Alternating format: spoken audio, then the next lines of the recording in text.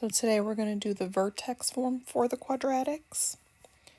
The other day we did root form. This is when we had two real roots.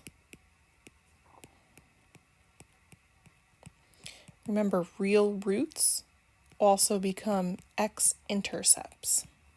And they're x-intercepts in nice places. They were crossing in nice places on the line, like -2, +7. Today we're going to do the vertex form.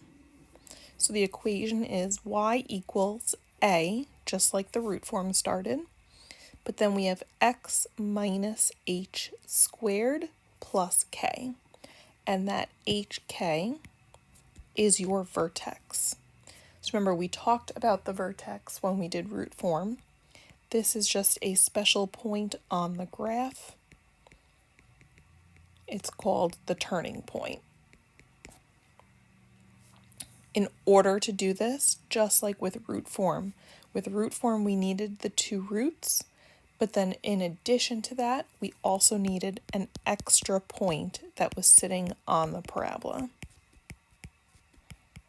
That is how we can solve for a. So we're going to need the same thing here for vertex form. We're going to need the vertex, but then we will also need an additional point sitting on the parabola. So here's our first one.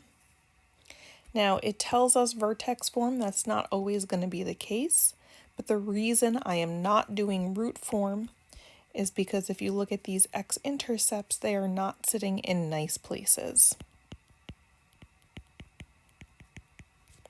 So because of that, I'm going to avoid root form. I would only be using root form if my roots are crossing in nice places. So we're left with vertex form. Your vertex, remember, is the turning point. So in this case, it is the point 2, -5.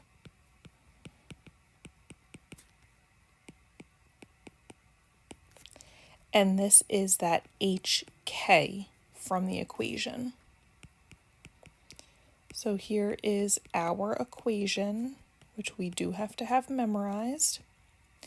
I'm going to plug in the h. Notice the formula says x minus h. So we're doing x minus 2 squared. And then plus k. So plus a -5 is the same thing as saying -5. Notice here that the x for the vertex got a sign change in the equation. It was a positive for the vertex. It becomes negative in the equation. But the y value stayed the same sign. The negative stayed a negative. Only when we are plugging into the parenthesis in the equation do we switch the signs. Similar to the root form. We switch the signs when we plug the roots in. Same thing here.